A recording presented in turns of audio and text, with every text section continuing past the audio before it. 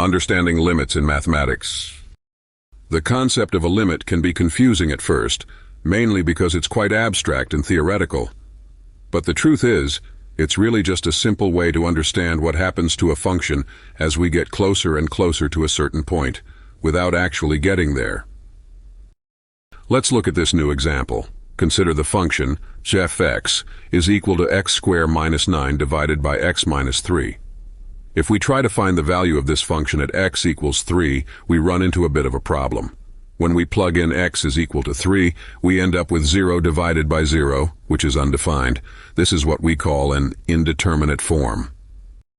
But limits are useful because they let us figure out what's happening to the function as x gets closer and closer to 3, without worrying about the fact that it's undefined right at that exact point. If we actually plot this function, we'll notice that the graph has a hole at x is equal to 3. However, if we look at the values for f of x as x gets really close to 3 from both sides, we notice that f of x seems to be approaching a value of 6. This is where limits come in. The limit of f(x) as x approaches 3 is 6, even though f(x) isn't actually defined at that point. In mathematical notation, we can write this as limit as x approaches 3 of x squared minus 9 divided by x minus 3 equals 6 basically comma.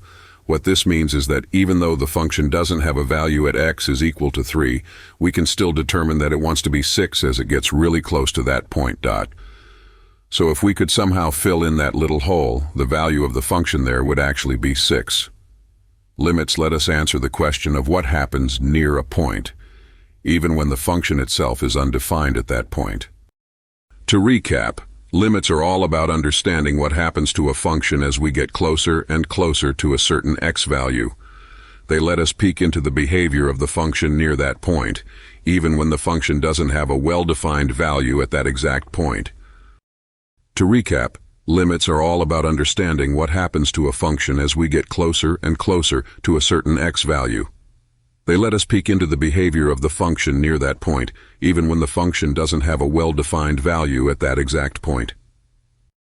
In the next video, we'll discuss more about the applications of limits in finance, how they help us understand the sensitivity of stock prices, calculate loan payments, and manage financial risk.